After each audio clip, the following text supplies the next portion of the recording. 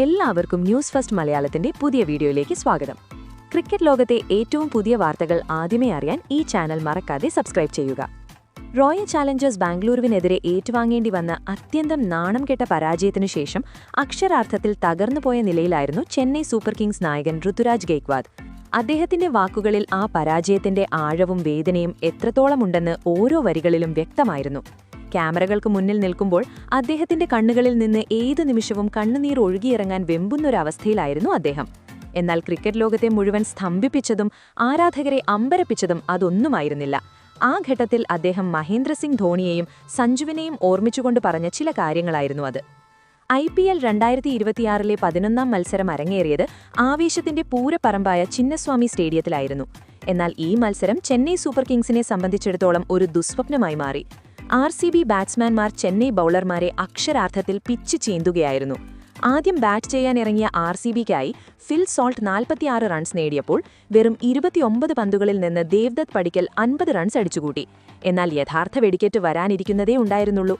കേവലം 19 പന്തുകളിൽ നിന്ന് രജക് പാട്ടിദാർ 48 റൺസും 25 പന്തുകളിൽ നിന്ന് ടിം ഡേവിഡ് 70 റൺസും അടിച്ചുകൂട്ടിയപ്പോൾ RCBയുടെ സ്കോർ ബോർഡ് 250 റൺസ് എന്ന കൂറ്റൻ മലയായി മാറി.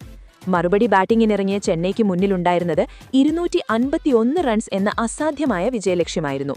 എന്നാൽ ചെന്നൈയുടെ ബാറ്റിംഗ് നിര ചീട്ടുകൊട്ടാരം പോലെയാണ് തകർന്നടിഞ്ഞത്. ടീം സ്കോർ വെറും 30 റൺസിൽ നിൽക്കെ അവരുടെ മുൻനിരയിലെ 3 വിക്കറ്റുകൾ നിലംപൊത്തി. അവിടെ നിന്നും പൂർണ്ണമായും ഛിന്നഭിന്നമായ ചെന്നൈ ടീം ദയനീയമായി മത്സരം അടിയറവുവെച്ചു.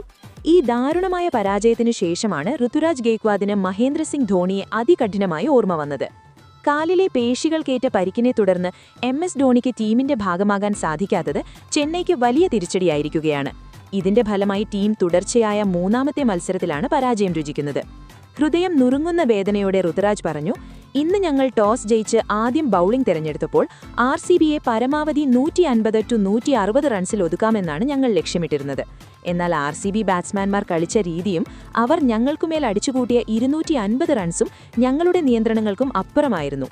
ബാറ്റിംഗിൽ ഒരു മികച്ച തുടക്കം ലഭിക്കുമെന്ന് കരുതിയെങ്കിലും വിക്കറ്റുകൾ തുടർച്ചയായി നഷ്ടപ്പെട്ടുകൊണ്ടിരുന്നു. സത്യം പറഞ്ഞാൽ ധോണി ഭയ്യയുടെ സാന്നിധ്യം കൊണ്ട് മാത്രമേ ഞങ്ങൾക്ക് ഇനി മത്സരങ്ങൾ വിജയിക്കാൻ സാധിക്കൂ എന്നാണ് ഇപ്പോൾ തോന്നുന്നത്. അദ്ദേഹം ടീമിലേക്ക് തിരിച്ചുവരുന്നതുവരെ ടീമിന്റെ ഈ മോശം അവസ്ഥയ്ക്ക് ഒരു മാറ്റവും ഉണ്ടാകാൻ സാധ്യതയില്ല. അദ്ദേഹം തന്റെ ആശങ്കകൾ തുടർന്നു. ഓരോ ദിവസം കഴിയുന്തോറും മറ്റു ടീമുകളെല്ലാം കൂടുതൽ ശക്തരായിക്കൊണ്ടിരിക്കുകയാണ്. അവർ മികച്ച പ്രകടനമാണ് പുറത്തെടുക്കുന്നത്.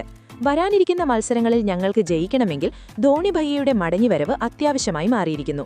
ഞങ്ങൾ ഈ രീതിയിലാണ് തുടർന്നും കളിക്കുന്നതെങ്കിൽ ഒരുപക്ഷെ നമ്മുടെ അവസ്ഥ ഇതിലും പരിതാപകരമാകും.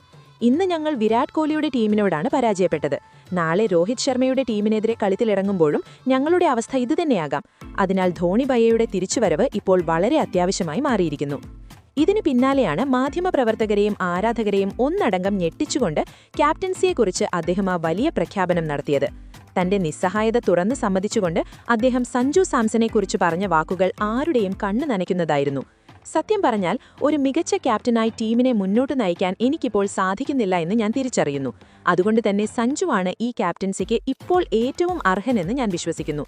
അടുത്ത മത്സരം മുതൽ അവൻ ടീമിന്റെ ക്യാപ്റ്റനാകണമെന്നാണ് എന്റെ വ്യക്തിപരമായ ആഗ്രഹം. സഞ്ജുവിന് അതിനുള്ള അപാര കഴിവും മികച്ച നേതൃത്വ പാഠവും ഉണ്ട്. എന്തായാലും ധോണി ഭയ്യയുമായി ഞാൻ ഈ വിഷയം വളരെ ഗൗരവമായി തന്നെ സംസാരിക്കും. അദ്ദേഹത്തിന്റെ അഭിപ്രായം കൂടി അറിഞ്ഞ ശേഷം എന്ത് സംഭവിക്കുമെന്ന് നമുക്ക് നോക്കാം. എന്തായാലും IPL ചരിത്രത്തിൽ തന്നെ ഇത്രയധികം നിരാശനായ സങ്കടമുള്ളിലൊതുക്കാൻ പാടുപെടുന്ന ഒരു ക്യാപ്റ്റനെ ഇതിനു മുൻപ് ആരും കണ്ടിട്ടില്ല. സ്വന്തം സ്ഥാനം പോലും മറ്റൊരാൾക്ക് വിട്ടുകൊടുക്കാൻ തയ്യാറായി നിൽക്കുന്ന ഋതുരാജിന്റെ വാക്കുകളിൽ ആ വലിയ വേദന വ്യക്തമായി നിഴലെല്ലുന്നുണ്ടായിരുന്നു. ഇതിനെക്കുറിച്ചുള്ള നിങ്ങളുടെ അഭിപ്രായങ്ങൾ എന്തൊക്കെയാണ്? ധോണി ടീമിലേക്ക് തിരിച്ചെത്തിയതിനു ശേഷം ചെന്നൈ സൂപ്പർ കിങ്സിന് ഒരു ശക്തമായ തിരിച്ചുവരവ് നടത്താൻ സാധിക്കുമെന്ന് നിങ്ങൾ കരുതുന്നുണ്ടോ? അതുപോലെ സഞ്ജു ക്യാപ്റ്റനായാൽ ചെന്നൈ ഈ ദുരിതത്തിൽ നിന്ന് കരകയറുമെന്ന് നിങ്ങൾക്ക് തോന്നുന്നുണ്ടോ? നിങ്ങളുടെ വിലയേറിയ അഭിപ്രായങ്ങൾ തീർച്ചയായും താഴെ കമന്റ് ചെയ്ത് ഞങ്ങളെ അറിയിക്കുക. അപ്പോൾ ഇതുപോലത്തെ കൂടുതൽ ക്രിക്കറ്റ് വാർത്തകൾക്കായി ഈ ചാനൽ മറക്കാതെ സബ്സ്ക്രൈബ് ചെയ്യുക.